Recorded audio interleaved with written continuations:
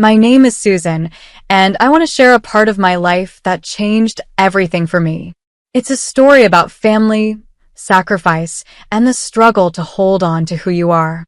I hope by telling it, you'll understand just how quickly life can spiral when responsibilities weigh too heavily on our hearts. It all started in Seattle, where Mike and I had crafted a comfortable life for ourselves. I was a 40-year-old graphic designer, and Mike was a software developer in his mid-40s. Our routine was predictable but cozy. We had a small, rented apartment with views of the city skyline, and our weekends were filled with hikes and relaxing dinners at our favorite spots. It was far from perfect, but it was our little bubble of happiness. Then everything changed. Mike's father passed away unexpectedly. The news hit us like a freight train. While we were mourning his loss, we were also faced with the stark reality of what was left behind. Mike's mother, Margaret, was a 75-year-old widow who had lived in the same large, old house for decades. It was a beautiful home, though somewhat gloomy and in need of renovation. The house had seen better days, much like Margaret herself. Mike was devastated. I watched as his grief turned into a fierce determination to take care of his mother. His sense of responsibility was strong, almost overwhelming.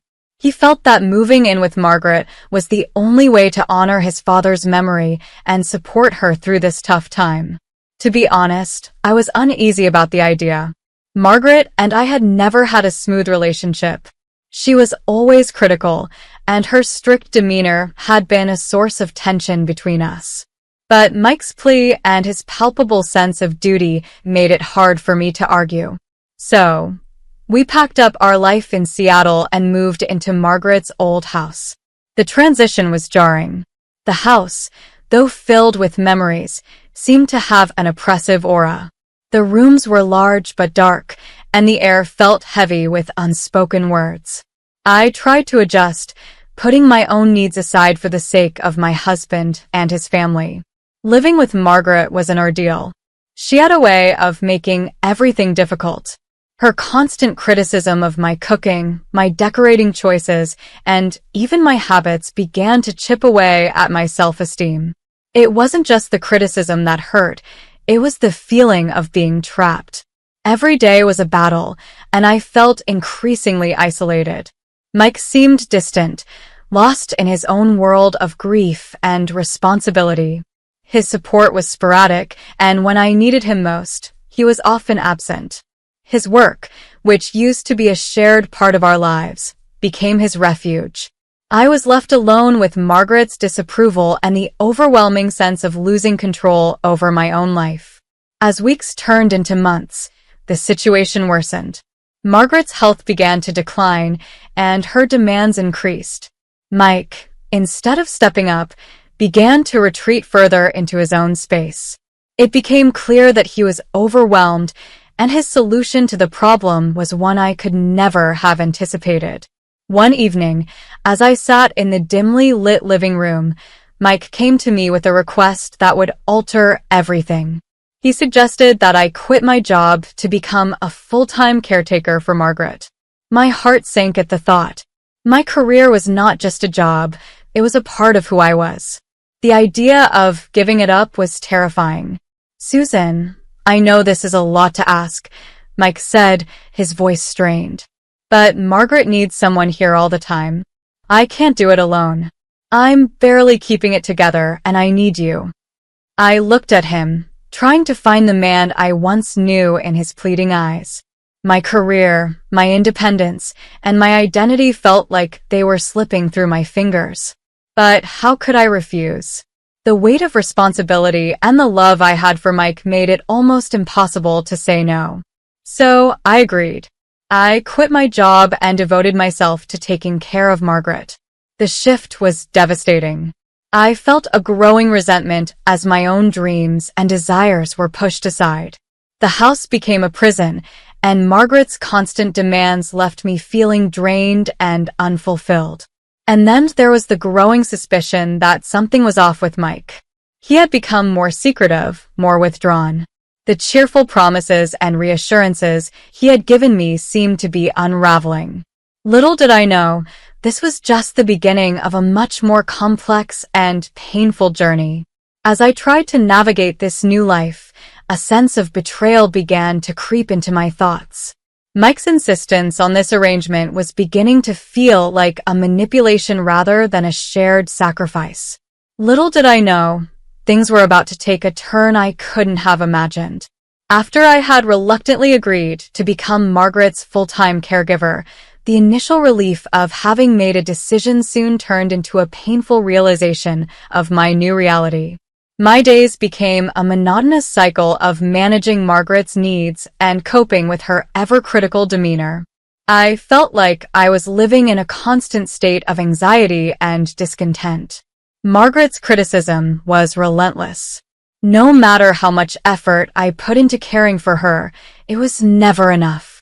Her disapproving remarks about my cooking or the way I managed the house made every day feel like a struggle. The things I had once taken pride in, like my creative touch with home decor or my knack for making meals, were now sources of frustration. It was as if no matter what I did, I could never meet her standards. Mike, on the other hand, seemed more distant than ever. His role as a software developer kept him occupied for long hours, and when he was home, he was often preoccupied with his own thoughts. His absence left me alone with Margaret and the growing resentment I felt towards the situation. Every night, I'd lie in bed and wonder how everything had gone so wrong. The dreams I once had about a fulfilling career and a happy life seemed to be slipping away. The situation came to a head one night when Mike came home unusually late. I was exhausted from a particularly trying day with Margaret, and the last thing I wanted was a late-night discussion. Yet, Mike wanted to talk. We sat down in the dimly lit kitchen, and he began to speak, his voice tinged with frustration. "Susan, I've been thinking," he said. "This isn't working. Margaret needs more help than I can provide, and I think you know it too." I looked at him, trying to keep my voice steady. "What are you saying, Mike? I'm already doing everything I can. I've given up my job and my independence for this." He rubbed his eyes and sighed. "I know it's hard, but I think we need more help. We can't keep doing this on our own." It wasn't just the words that stung. It was the realization that we were both stuck in a situation that was spiraling out of control. Mike's suggestion that we hire additional help was a temporary fix, but it did nothing to address the root of the problem. Our marriage was deteriorating, and the strain was taking its toll on both of us. As if things weren't complicated enough, I began to notice some troubling behavior from Mike. He was more secretive about his finances, and I found myself growing increasingly suspicious. One evening, while Margaret was napping, I decided to take a look at some of the documents that had been lying around. What I discovered was shocking. Mike had been using Margaret's savings to buy a luxury condo for himself. I felt a wave of betrayal wash over me. How could he do this? The money that was supposed to be used for Margaret's care was being spent on a new apartment? My heart pounded as I struggled to process this revelation. It felt like everything I had sacrificed for was being thrown back in my face. I confronted Mike that night, my anger barely contained. "I found out about the condo, Mike. How could you do this? You're using Margaret's money for your own gain." He looked at me with a mixture of guilt and defensiveness. "Susan, it's not what you think. I needed to make some investments. It was a business decision." "A business decision?" I snapped. "We're talking about money meant for your mother's care. How could you think this was okay?" The argument that ensued was one of the worst we'd ever had. It wasn't just about the money. It was about trust and the foundation of our marriage. I felt more isolated than ever, trapped in a situation that seemed impossible to escape. Despite the growing tension between us, I continued to care for Margaret. She began to show some signs of appreciation, perhaps realizing that I was the only one truly looking after her. But even this newfound warmth was short-lived. Margaret's health began to deteriorate rapidly. One morning, she suffered a severe stroke, and the days that followed were filled with hospital visits and uncertainty. Margaret's decline was swift and heartbreaking. The once critical mother-in-law who had made my life so difficult was now frail and vulnerable. As I watched over her, I couldn't shake the feeling that everything I had endured was leading to a devastating conclusion. The final blow came with Margaret's passing. The funeral was a somber event, but it was far from the end of the turmoil. I was left to grapple with the emotional fallout and the revelations that were still to come. The day of Margaret's funeral was one of the hardest I've ever faced. The solemnity of the occasion was compounded by the bitterness that lingered in my heart. I had spent so much time and energy caring for her, and now, in the aftermath of her passing, the only thing I wanted was closure and some semblance of peace. Instead, I was about to uncover more layers of betrayal and deceit. Mike and I barely spoke during the service. His demeanor was distant, and he seemed preoccupied with his own thoughts. I couldn't help but feel that the chasm between us had only grown wider. The strain was evident in the way he avoided eye contact and in the tense silence that hung over us. It was clear that our marriage was on the brink of collapse, and I felt more alone than ever. The real shock came at the reading of Margaret's will. The lawyer's office was filled with an air of cold efficiency as we gathered to hear Margaret's final wishes. Mike and his sister, Rachel, were there, their faces set in expressions of barely concealed anticipation. I, too, was curious, though my feelings were mixed with anxiety and dread. The lawyer began to read the will, and the room fell silent as he spoke. "To my beloved daughter-in-law, Susan," he began, "I leave the entirety of my estate, including the family home and all financial assets. It is my wish that Susan will use this inheritance wisely and in the best interests of her future." I was stunned. The lawyer's words seemed to echo in my ears as he continued reading. Margaret had left everything to me and had completely disinherited Mike and Rachel.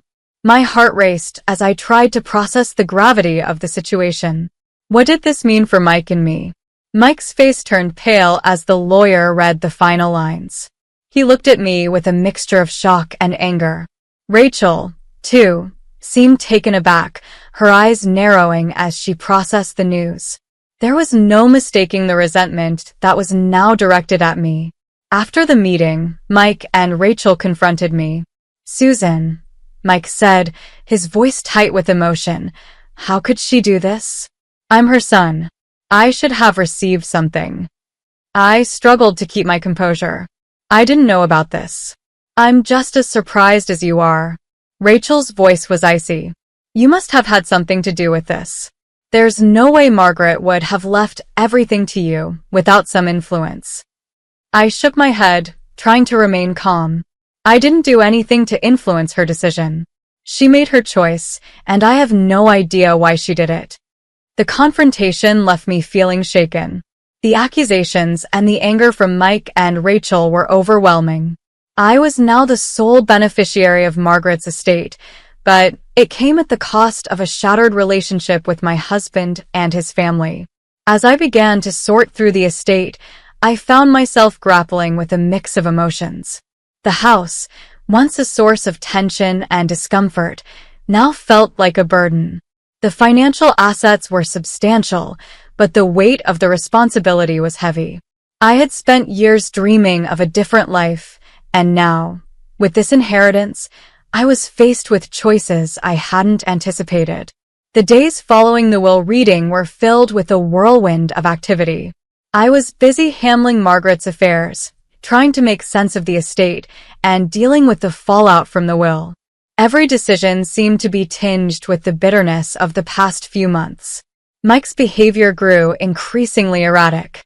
He seemed determined to make my life as difficult as possible. He refused to speak to me except to express his frustration and anger.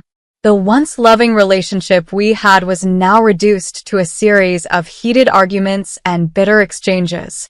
One evening, as I sat alone in the house, I realized that I had to make a decision about my future. The inheritance had given me financial security, but it had come at an enormous personal cost. My marriage was in ruins, and my sense of self-worth was at an all-time low.